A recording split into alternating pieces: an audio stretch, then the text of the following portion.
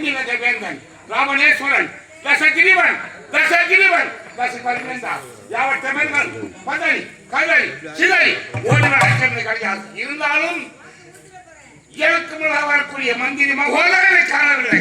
பார்க்கலாம்.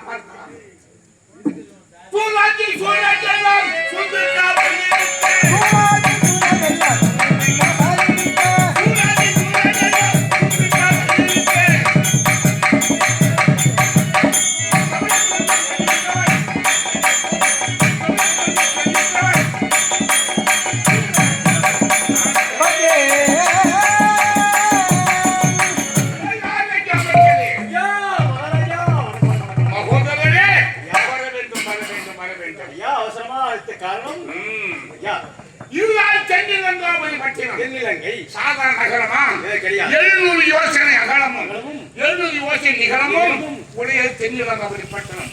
அதிலே 100 யோசனை பரப்பளவு உள்ளது இதனுடைய அசோகவனம். இந்த தென்னிலங்காபுரி பட்டணத்தில் 10 தலைகள் இருப்பதினால் எனக்கு தசகிரிவன் 20 கரங்கள் இருப்பதினால் எனக்கு விண்கதி பொதுத்தோன் என்றும் ஆதியிலே வெள்ளிங்கிரி மலை வேரோடு பெற்றெடுத்து அந்த ஈசன் நேரையா கண்டவன் 3 கோடி ஆயுத பெற்றவன் சந்திரகாந்தம் என்ற வாழை பெற்றவன் தசகிரிவன் ராவணேஸ்வரன்.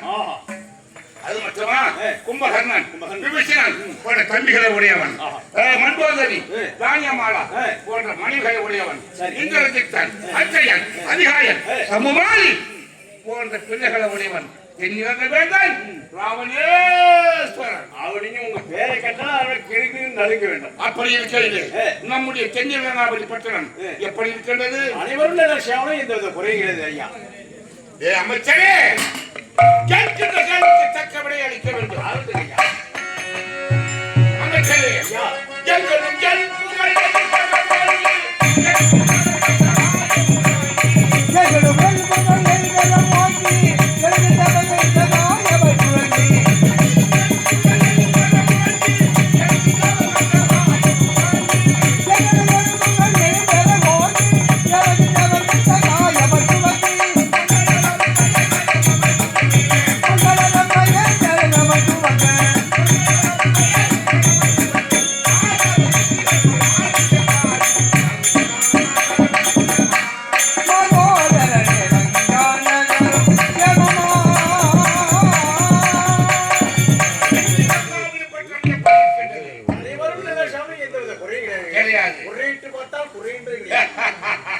அது மட்டுமா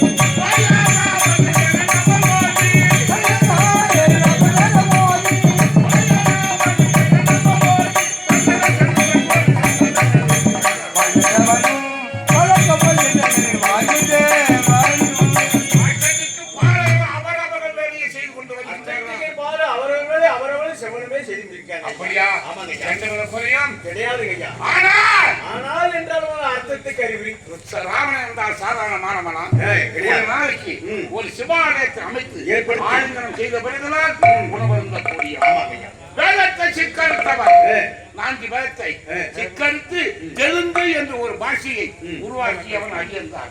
அது மட்டுமா உலகத்துக்கு எத்தனையோ நன்மைகள் செய்திருக்கின்றேன். அதிலே ஒன்று என்ன தெரியுமா? நவ கிரகங்கள் இருக்கின்றார்கள். நவகிரகம் ஆமா. அதுக்கு அடுத்து 10வது கிரகம் ஒன்று இருக்குது. 10வது கிரகமா? ஆமா. அது என்ன கிரகம்? அது புலிகை புலிகன் என்று சொல்லுவார்கள். அதை பத்தி தெரியுமா உங்களுக்கு? புலியை சொல்லுவாங்க. ஆனா அது புரியல. அந்த புலிகன் யார் தெரியுமா? எனக்காக உருவாக்கப்பட்டவன் தான் அந்த புலிகன். ஆமா. அது எப்படி என்றால் என்னுடைய மனைவி மண்டோதரி நிர்மாத கர்ப்பிணியாக இருந்தார். சரி. குழந்தை பிறப்பு நேரம் உருவாக்க சுக்கராச்சாரியர் அழைத்தேன். சரி. சுக்கராச்சாரியாரே எனக்கு பிறகு மகன் என்னை விட சிறந்தவனாக இருக்க வேண்டும், என்ன வழி என்று கேட்டேன். அதாவது நவ கிரகங்கள் ஒன்று கூடும் நேரத்தில் குழந்தை பிறந்தால் செழிப்போடு வளரும். செழிப்போடு சொல்லுவேன். சரி, நான் என்ன செய்தேன்? நான் என்ன காய்ச்சா பணமா நமக்கு வாடாங்க போகணும். ஆமா, நம்ம கிரகங்கள் 8 பேரை கொண்டு உள்ள போட்டோம். 9வது ஆள் யாரு? எங்க குருதேவர் சுக்கராச்சாரியா, சுக்கர பகவான். அவரு நீ உள்ள போடாங்க. நீ சொல்லிட்டீங்க 9 பேராக இருந்தா குழந்தை பிறக்கும். ஆமா, பிரிவேனா அவரு அங்க போயிட்டாரு. எல்லாம் அழுகுறாங்க உள்ள கும்ப குடின்னு. இது யாரு செஞ்ச வேலை? நான் தானே செஞ்சேன். சுக்கராச்சாரியார் சொன்னாரு. அவன் குழந்தை பிறக்கணும்னு சொல்லிட்டு நவகங்கள் ஒன்று சொல்லிட்டு நான் தான் அந்த யோசனை சொன்னேன். அவன் குருன்னு பார்க்க என்னையும் சேர்த்து உங்க கூட அடிச்சுட்டாங்க. அப்படி தெரிவிச்சு இப்பவே இப்படி செய்யலாம். பிறக்கக்கூடிய பிள்ளைகள் யாராவது நடந்துவிட்டால் நம்ம அனைவரும் கொண்டு வருவான் ராவணன். அதனால சனியன் என்ன தெரியுமா செய்தான்? அமர்ந்து அவனுடைய உடலே இருந்து அந்த சனியினால் உற்பத்தி செய்யப்பட்டவன் தான் குளிகன். அந்த கோயில் உண்மை திருநெல்வேலியில் இருக்குது. மாண்டி என்று சொல்லக்கூடிய பொண்டாட்டி அங்க இன்னைக்கு கோயில் இருக்கு. ஆமா, அந்த குளிகன் பிறந்தவர்களும் பிறக்கவும் என் மகன் பிறக்கவும் சரியாக இருந்தது. எப்படி தெரியுமா? அந்த குடிகள் என்ன தெரியுமா? நல்ல காரியங்கள் தான் செய்யணும். நல்ல காரியம் தான் செய்யணும். பேங்க்ல பணம் போடணுமா? பணம் போடலாம். கடன் வாங்கக்கூடாது. செத்த பணத்தை எடுக்க மாட்டாங்க. தெரியுமா உங்களுக்கு? செத்த பணத்தை எடுக்க மாட்டாங்க. ஆமா, அந்த குளிகை முடிஞ்ச பிறகுதான் ஜலம் வாங்கலாம், பணம் வாங்கலாம், பேங்க்ல போடலாம். நல்ல காரியத்தை செய்தால் அது வளரும். இல்லை என்றால் அது கெட்டு போய்விடும். அந்த குடிகள் கெட்டுடுவான். ஆமா, கல்யாணத்துல கூட அதாவது வரத பொண்ணு அமையாத அந்த குடிகள் தான் கெடுக்கிறவன். ஆமா, உட்படமானது என்னால் உருவாக்கப்பட்டவன் தான் குடிகள். கல்வியோடு வாழ்ந்து கொண்டிருக்கின்றேன். சரி, எந்த குறையாவது இருக்கின்றதா? எந்த குறை கிடையாது ஐயா. ஆனால் யோகா சட்டம் கேட்கிறது.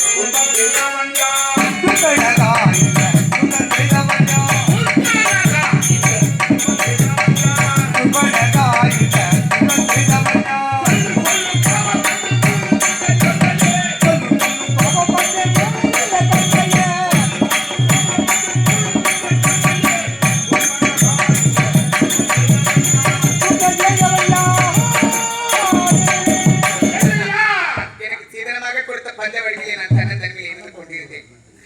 அண்ணா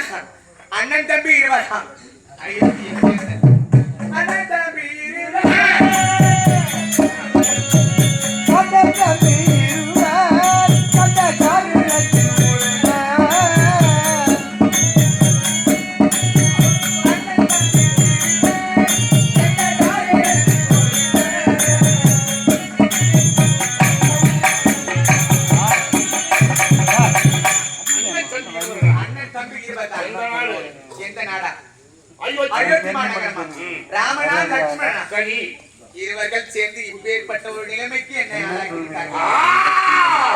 மாநில பயர்கள் என் தங்கை என்று கூட பார்க்காமல் உன்னை இப்படி செய்து விட்டார்களே, அவங்களை வெளிவரா? அமைச்சர் மகோதரா, பழிக்கு பழி, ரத்தத்துக்கு ரத்தம், கோழைக்கு கோழை மாடு கொள்ள வேண்டும், பொறுப்படி பார்க்கலாம்.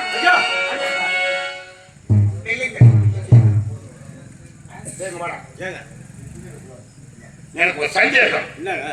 நீதி வழங்குவதென்றால் ராமன் என்பது யாரும் வழங்க முடியாது. ஏனென்றால் என் தந்தையை இவர்கள் குறிப்பிட்ட கதி செய்திருக்கிறார்கள். ஏனென்றால் ஒருவேளை இவன் தங்கை சூழ்பனவை அவருக்கு ஏதாவது இடையூறு செய்திருப்பாங்களோ, துன்பம் கொடுத்தான் இருக்கலாம். கேட்டுப்பார்.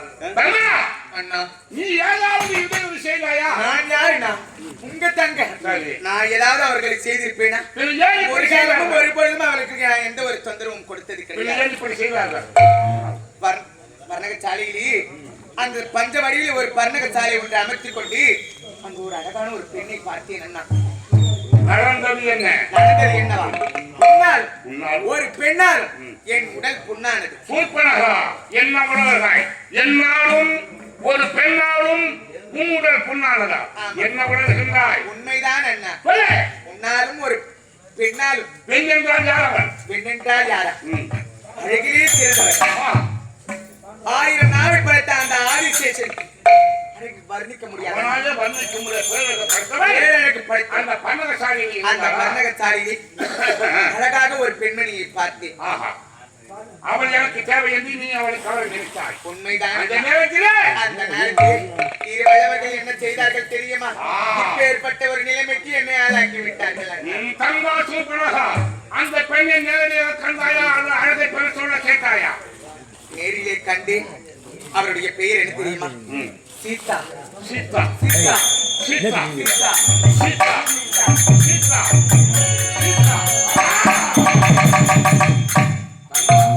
சீதா என்னும் என் சிந்தையே அப்படி என்றால் அந்த சீதை என்ற பெண்ணை பார்த்தது உண்மையானால் அவருடைய அழகை பாவாதி கேசம் முதல் பகல் குறித்தால் நான் சற்று பரவசமாகிறேன்.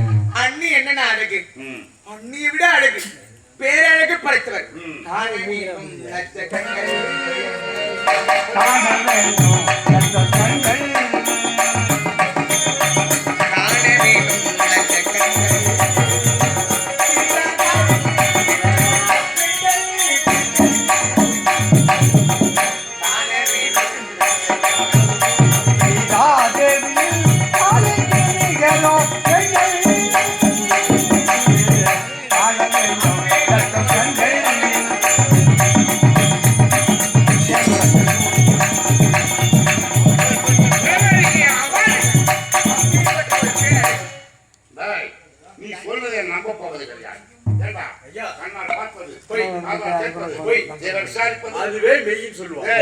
அந்த பெண்ணை நான் நேரடியாக பார்ப்பேன். அதுக்கு ஒரே வழி, என்னிடத்திலே உள்ளது உள்ளபடி காட்டும் மாய கண்ணாடியை கண்டாரு. அதை பார்க்க போறேன். ஏழு உள்ளது உள்ள பார்த்த மாய கண்ணாடியே சீதை என்ற பெண்ணை காட்டு.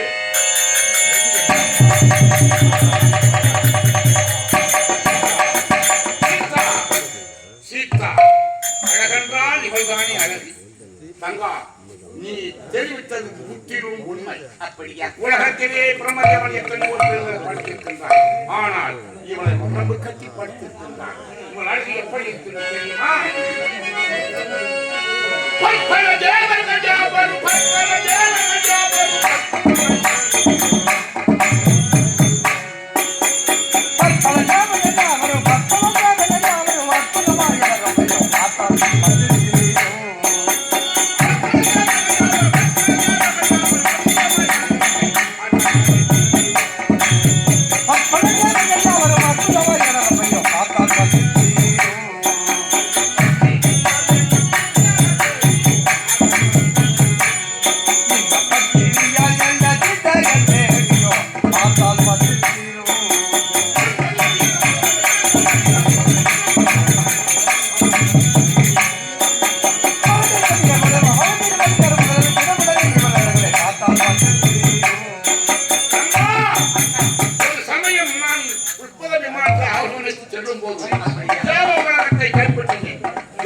கைப்பற்றியவங்களால் அந்த அந்த தேவ உலகத்திலே தேவ சபையில நாட்டியம் ஆடுகின்றார்களே தேவ மாதர்கள் ரம்பா, ஊர்வசி, திலோத்தமா, மேனகா என்று சொல்லக்கூடிய அழகிலே சிறந்தவர்கள் அப்படி என்று கேள்விப்பட்டேன்.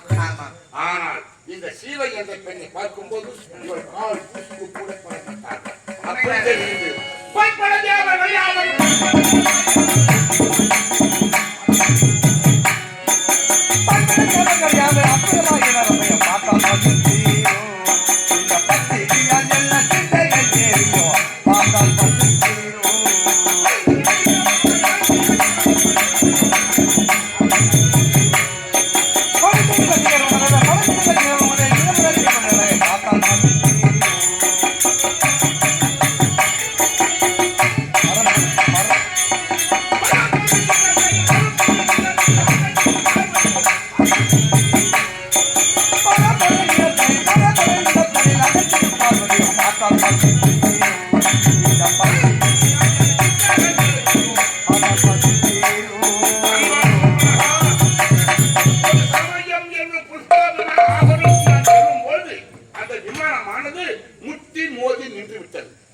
அந்த விமானம் போ என்றால் போவோம், வா என்றால் வரும்.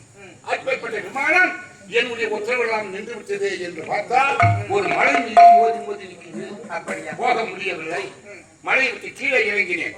இறங்கி இந்த மழையே ஊசி வேரோடு பெற்றெடுத்தேன். அப்போது ஒருவன் அங்கு கை கொட்டி நகைத்தான் என்னை. தேவாகனா, இது ஈசன் வாழக்கூடிய வெள்ளங்கிற மலை, இது ஒன்னால் எடுக்க முடியாது. வந்த வழியை திரும்பி போட்டு கை கொட்டி நகைத்தான். குரங்கு போல் முகத்தை உடையவனே, என்ன கேள்வி செய்கிறாய் என்று அவனை வைத்தேன் நான். உலகத்திலே உருவம் இல்லாத ஒரு பொருள் எப்போது தெரிவித்தாயோ அந்த குரங்கு இனத்தால் வம்சமே அறிய சாபத்தை கொடுத்தான். உன் சாபம் கிடைக்கின்ற போல என்று அந்த மலை உச்சி வேரோடு பெற்றெடுத்து மலை ஆடியது.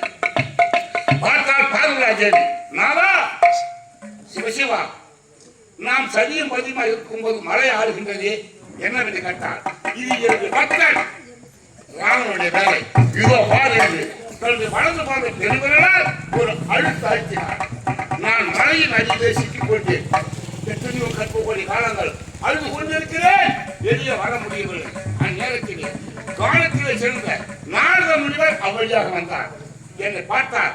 என் நிலையை கண்டு, ராவணா, இப்படி ஒரு காலம் ஈசனால் வந்த வினை அவனால் தவிர வேறு யாராலும் இதை தீர்க்க முடியாது தெரிவித்தார். அப்படியா நான் ஈசனை பார்க்க வேண்டுமே என்ன என்று கேட்டேன். ஈசன் இசைக்கு உருகானது என்ற உலகத்தில் யாருமே கிடையாது. அதுவும் ஈசன் இசைக்கு உருவார். அவரை பற்றி புகழ்ந்து பாடு என்று சொன்னான். நான் இசை கருத்துக்கு எங்கே போவேன்? 10 தலைவர் தலையை திருகி எடுத்தேன். 20 கரங்களை ஒரு கருத்தை எடுத்தேன். ஒரு மனிதனுக்கு 7 லட்சம் சில நரம்புகள் எடுத்தேன். வீணையாக பாவித்தேன். மற்றொரு கருத்தை ஒழுத்தி ராவி ராவி ராவி ராவி பாடினேன்.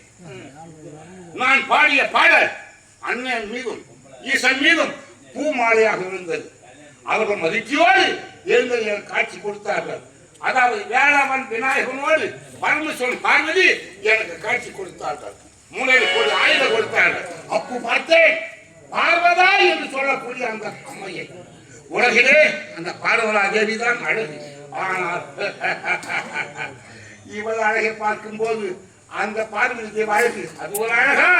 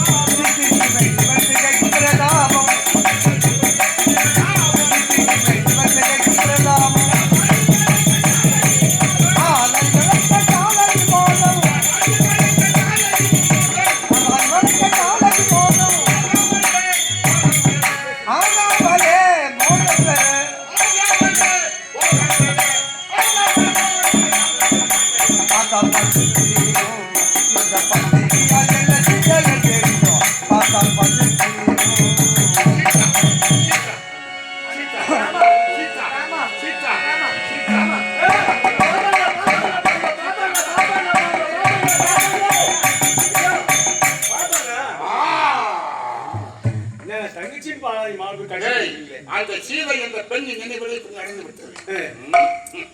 தங்கா, நீ யாதொருக்கும் கவலைப்படாதே. நம்முடைய மாமன் மயோன் இருக்கின்றார். அவர்கிட்ட சென்று உன் இழந்த அவைகளை இதை விட போ. அப்படியா? போ. அப்படியா?